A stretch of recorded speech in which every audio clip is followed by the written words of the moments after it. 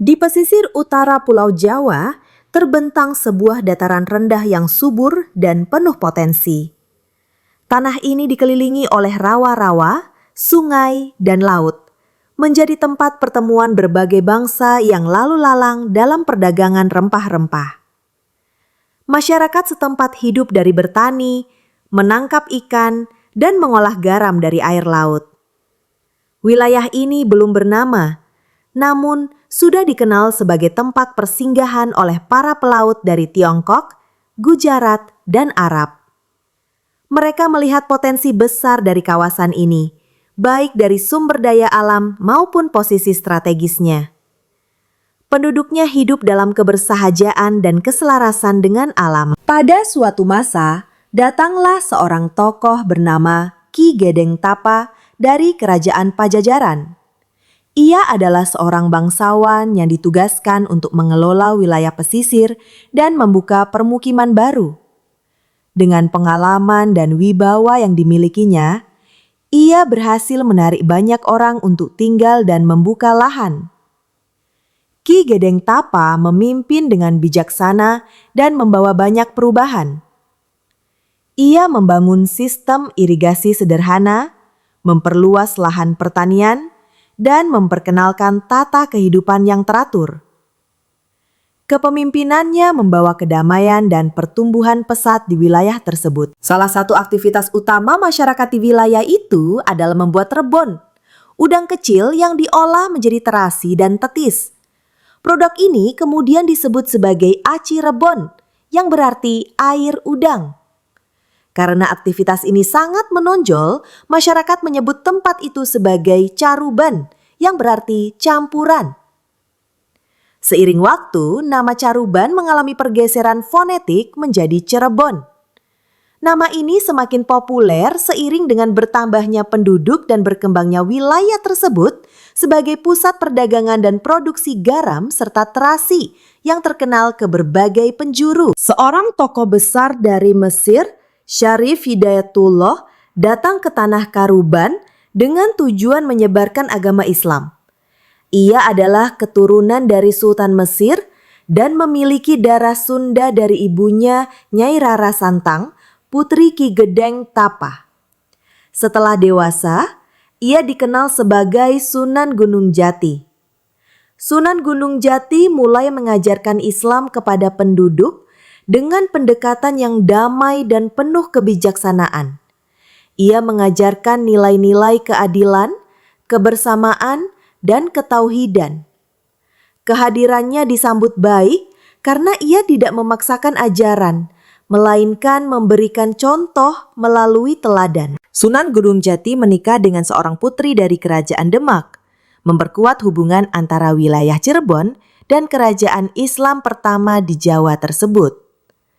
Perkawinan ini bukan hanya menyatukan dua keluarga besar, tetapi juga menyatukan dua budaya besar, Sunda dan Jawa. Dari pernikahan tersebut, lahir generasi baru yang membawa semangat pembaruan dan persatuan.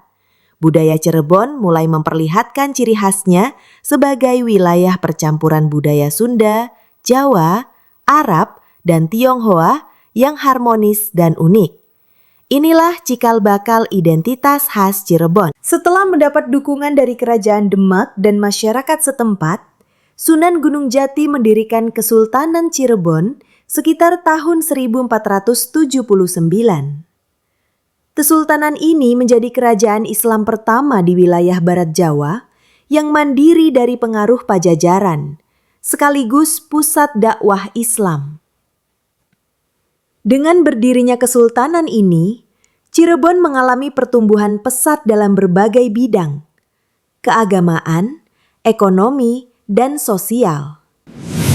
Pelabuhan Cirebon menjadi tempat strategis untuk perdagangan internasional, dan banyak ulama, pedagang, serta cendekiawan datang menetap. Kesultanan Cirebon berkembang menjadi kota pelabuhan yang ramai. Kapal-kapal dari Arab, India, Tiongkok, dan Eropa sering bersandar di pelabuhannya, membawa barang dagangan, serta pertukaran budaya dan pengetahuan. Selain sebagai pusat perdagangan, Cirebon juga menjadi pusat penyebaran agama Islam ke daerah-daerah lain di Jawa Barat dan pedalaman. Banyak pesantren dan halakoh dibuka, menjadikan Cirebon dikenal sebagai kota para wali. Sunan Gunung Jati meninggalkan banyak peninggalan yang masih dilestarikan hingga kini, seperti Keraton Kasepuhan, Keraton Kanoman, dan Masjid Agung Sang Cittarasa. Bangunan-bangunan ini menunjukkan perpaduan arsitektur Islam, Hindu Buddha, Tiongkok, dan lokal. Masjid Agung Sang Cittarasa misalnya, dibangun tanpa paku dan dengan gotong royong. Selain itu, keraton-keraton di Cirebon memiliki benda-benda pusaka, kereta kencana, dan motif batik khas seperti Megamendung yang menjadi simbol kejayaan budaya Cirebon. Setelah wafatnya Sunan Gunung Jati, Kesultanan Cirebon mengalami perpecahan. Konflik internal dan campur tangan kekuasaan luar membuat wilayah kesultanan terpecah menjadi beberapa bagian, seperti Keraton Kasepuhan, Kanoman, Kacirebonan, dan Keprabonan. Meskipun secara politik terpecah, keempat keraton tetap menjunjung tinggi nilai-nilai budaya dan spiritual warisan Sunan Gunung Jati. Mereka memiliki peran masing-masing dalam menjaga tradisi dan melestarikan seni serta adat Cirebon. Cirebon dikenal dengan seni-seni tradisional yang unik dan penuh makna. Tari topeng Cirebon misalnya bukan hanya pertunjukan, tetapi juga memiliki nilai spiritual yang tinggi dan digunakan dalam upacara-upacara sakral. Begitu pula dengan gamelan renteng, wayang kulit Cirebon, dan batik Megamendung yang melambangkan awan pembawa hujan berkah. Seni ini menjadi bagian tak terpisahkan dari kehidupan masyarakat Cirebon dan terus diajarkan dari generasi ke generasi. Abad ke-17 hingga 19, Cirebon jatuh ke tangan penjajahan Belanda. VOC dan kemudian pemerintah kolonial Hindia Belanda mengambil alih banyak kekuasaan politik dan ekonomi di wilayah ini. Meski demikian, keraton-keraton Cirebon tetap eksis dan memainkan peran simbolik sebagai pemelihara budaya dan spiritualitas rakyat. Para sultan berupaya menjaga adat istiadat serta menjalankan diplomasi agar keraton tetap hidup di tengah tekanan kolonial. Di masa kolonial, muncul berbagai bentuk perlawanan rakyat Cirebon terhadap ketidakadilan. Beberapa tokoh lokal mengorganisir pemberontakan kecil-kecilan yang menunjukkan semangat juang melawan penjajah. Meskipun seringkali dipadamkan dengan kekerasan, perlawanan ini menumbuhkan kesadaran nasional dan memperkuat identitas Cirebon sebagai bagian dari perjuangan bangsa Indonesia untuk merdeka. Ketika Jepang mengambil alih Indonesia pada 1942, Cirebon juga merasakan dampaknya.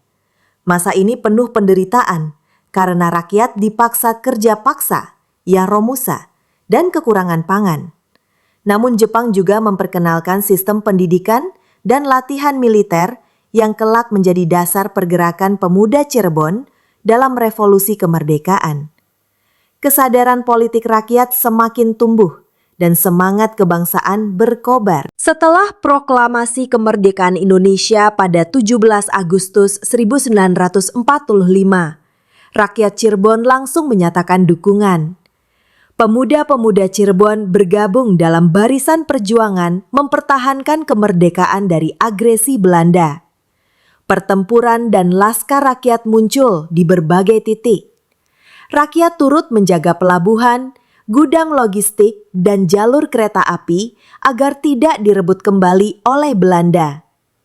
Semangat rakyat sangat tinggi untuk mempertahankan kemerdekaan. Setelah pengakuan kedaulatan Indonesia, wilayah Cirebon resmi menjadi bagian dari Republik Indonesia. Pemerintahan daerah dibentuk dan keraton-keraton tetap dihormati sebagai bagian dari warisan budaya bangsa. Keraton tidak lagi memegang kekuasaan politik, tetapi tetap dihormati sebagai penjaga nilai budaya, spiritualitas, dan sejarah lokal. Pemerintah kota dan kabupaten kemudian berkembang untuk memenuhi kebutuhan masyarakat modern. Seiring waktu, Cirebon tumbuh sebagai kota besar di pesisir utara Jawa Barat.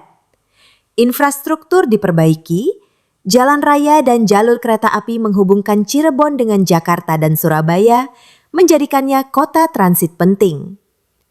Pelabuhan, pasar, dan pusat perbelanjaan dibangun. Pariwisata berkembang berkat daya tarik sejarah, budaya, dan kuliner. Kota ini menjadi jantung ekonomi wilayah Cayu Majakuning, Cirebon, Indramayu, Majalengka, Kuningan. Kuliner Cirebon menjadi daya tarik tersendiri.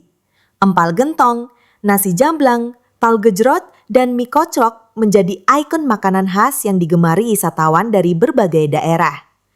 Makanan ini mencerminkan kekayaan budaya dan perpaduan rasa antara tradisi lokal, Arab, dan Tionghoa.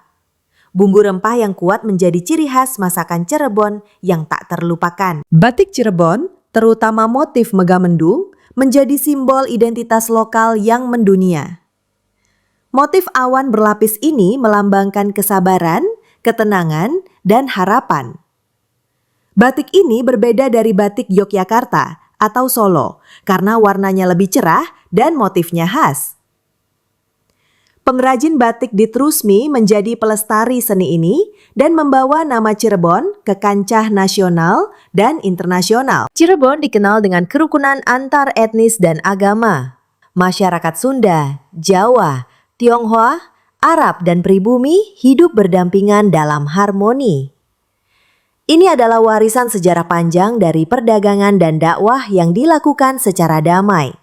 Keragaman itu kini menjadi kekuatan dan ciri khas Cirebon sebagai kota pluralis. Cirebon memiliki berbagai tradisi dan festival seperti Grebek Syawal, Panjang Jimat, dan Sedekah Laut. Acara-acara ini menggabungkan unsur agama, budaya, dan kearifan lokal. Tradisi ini tidak hanya menarik wisatawan, tetapi juga mempererat hubungan sosial dan melestarikan nilai-nilai leluhur. Keraton tetap menjadi pusat kegiatan budaya tersebut. Kota Cirebon kini berkembang sebagai pusat pendidikan. Banyak universitas, pesantren, dan lembaga keagamaan berdiri untuk mencetak generasi baru. Di sisi lain, modernisasi membawa tantangan. Arus informasi, gaya hidup urban, dan perkembangan teknologi mempengaruhi cara hidup masyarakat. Namun, akar budaya tetap dijaga. Pertumbuhan kota membawa dampak lingkungan seperti banjir, kemacetan, dan pencemaran. Wilayah pesisir mengalami abrasi dan banyak lahan pertanian beralih fungsi menjadi permukiman. Pemerintah dan masyarakat kini mulai bergerak menjaga lingkungan melalui program konservasi, penataan kota, dan gerakan masyarakat sadar sampah. Kesadaran ekologis mulai tumbuh di kalangan muda. Bigasa masuk ke era digital, Cirebon menghadapi tantangan dan peluang baru. UMKM mulai go digital. Anak muda menciptakan konten kreatif dan memasarkan produk lokal melalui internet. Batik, kuliner, dan budaya Cirebon dipromosikan melalui media sosial dan e-commerce. Dunia mengenal Cirebon lebih luas melalui tangan-tangan kreatif generasi baru. Sebagai kota pesisir, Cirebon bercita-cita menjadi kota maritim modern. Pelabuhan dikembangkan, wisata bahari digalakan, dan sektor perikanan didukung dengan teknologi. Pemerintah mengajak masyarakat menjaga laut dan ekosistemnya. Cirebon ingin menjadi contoh kota yang menggabungkan budaya bahari dengan modernitas yang berkelanjutan. Cirebon bukan hanya kota sejarah, tetapi juga kota masa depan.